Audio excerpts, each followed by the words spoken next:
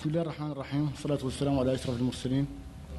أيها الأخوة والأخوات، نستعد اليوم لنعرض عليكم الحالة الوبائية لكوفيد-19 لهذا اليوم. الحالات الوبائية لهذا اليوم في موريتانيا، جميع الإصابات الجديدة اليوم 18، منها 0 مخالطين و18 حالة و0 حالة مستوردة، وحالات الشفاء الجديدة 12، ولله الحمد الوفيات 0. الحالة الوبائية اليوم 19، جميع الإصابات لكيميل، أي مجموع ما أصيب من بداية الجائحة حتى اليوم 17 حالة، 17285 حالة، منها 9061 حالة مخالطين و8032 حالة مجتمعية و192 حالة مستوردة، والشفية منها ولله الحمد 16645، ومع الأسف اللهم ارحمهم واغفر لهم 442 حالة وفاة. من هذه الحالات النشطة 198 حالة نشطة، منها 170 حالة بدون أعراض و16 حالة خفيفة، ومع الأسف 12 حالة حرجة أو خطيرة.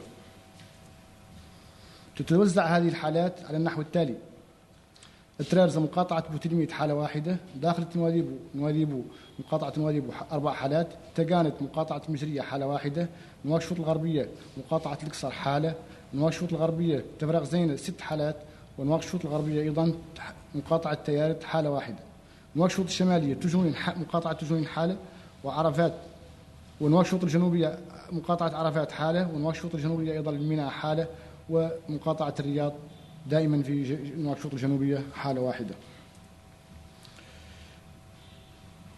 أجريت اليوم 1433 فحص، منها 12 فحص للمتابعة و1421 حالة كشف، فحص كشف. تتوزع الفحوصات اليوم على 117 فحص في ولاية الحوض الشرقي، و7 فحوص في ولاية الحوض الغربي، 61 حالة فحص في العصابة، 23 فحص في قرقل، 7 فحوص في البراكنة، 34 فحص في ترارزة، 8 فحوص في أدرار، 42 فحص في داخل نواديبو، 13 فحص في تقاند، و22 في ولاية قيدماغة، و5 في تير الزمور، و82 فحص في ولاية نشيري، و973 فحص في نواكشوط الغربية، و31 فحص في نواكشوط الشمالية، و8 فحوص في نواكشوط الجنوبية. من بداية الجائحة حتى اليوم تم 222684 فحص، منها 27775 فحص للمتابعة، و194909 فحوص للكشف، منها 141083 من الفحص السريع أي TDR، و53826 حالة فحص كشف من الPCR.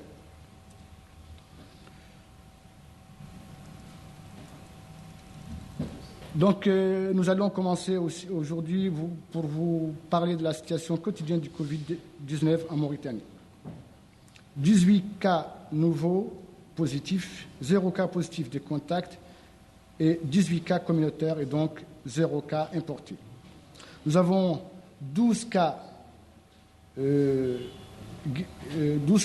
guérisons et nous avons heureusement 0 cas ou 0 décès. Toujours la situation épidémiologique avec le total des cas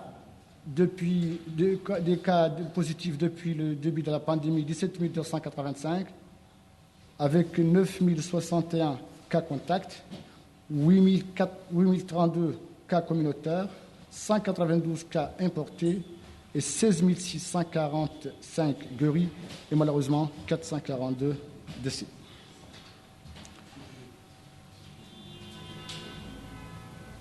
La situation épidémiologique en Mauritanie aujourd'hui pour les cas positifs, nous avons 198 cas positifs, dont 170 cas asymptomatiques, c'est-à-dire qu'il n'a pas de symptômes, 16 cas simples avec des symptômes très simples et 12 cas graves.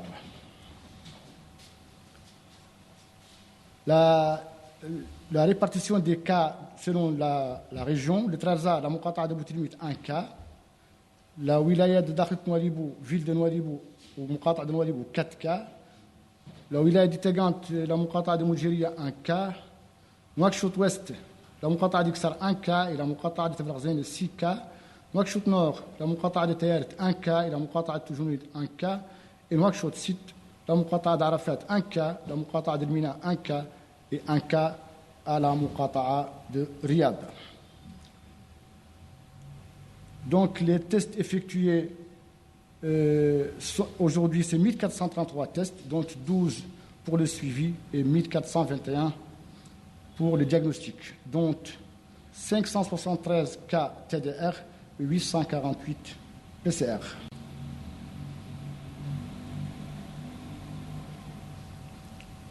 Donc voilà la répartition des cas par wilaya, 117 cas à la wilaya de Houd Sharqi, 7 cas à la wilaya de Houd al-Gharbi, 61 cas à la wilaya de Asaba, 23 tests, pas des cas, ce sont des tests, 23 tests à la wilaya de Gorgol, 7 tests à la wilaya de Brakna, 34 tests à la wilaya de Trarza, 8 tests à la wilaya de Radrar, 42 à Nouadhibou, 13 au Tegan, 22 à Guidimaka, 5 à Tilzemour et 82 à l'Inchiri.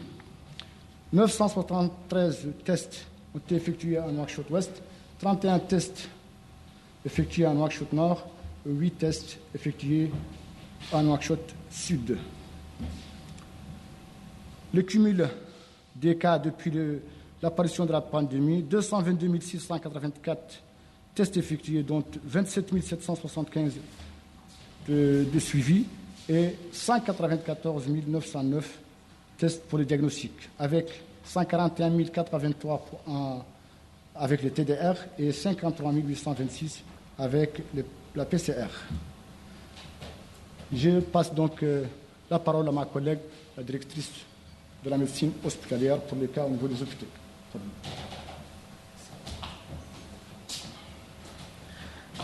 شكرا سيد المدير. بسم الله الرحمن الرحيم وصلى الله على نبيه الكريم. السلام عليكم ورحمة الله. خلال 24 ساعة الماضية قد تم حجز حالة واحدة والحمد لله حالة خفيفة. قد تم أيضا خروج 8 حالات من المستشفى.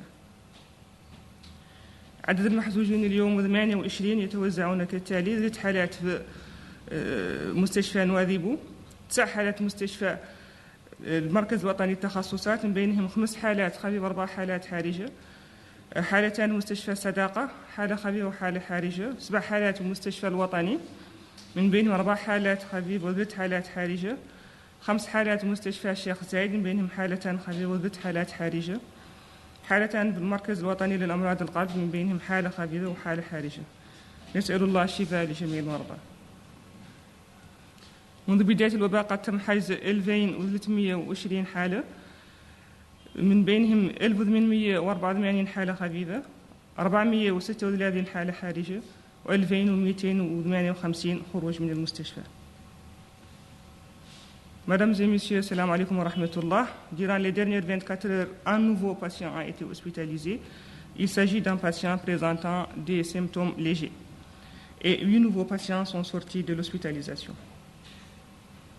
Nous avons aujourd'hui 28 patients hospitalisés qui se répartissent comme suit.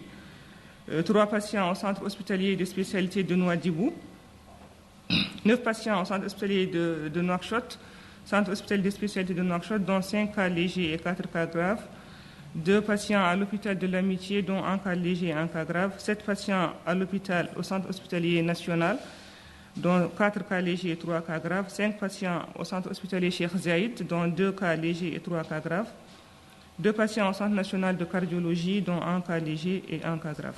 Nous souhaitons un bon rétablissement à tous les patients. Depuis le début de la pandémie, 2320 patients ont été hospitalisés, parmi lesquels 1884 présentant des symptômes légers, 436 présentant des symptômes graves et 2258 patients sont sortis de l'hospitalisation. Salam alaikum wa rahmatullah.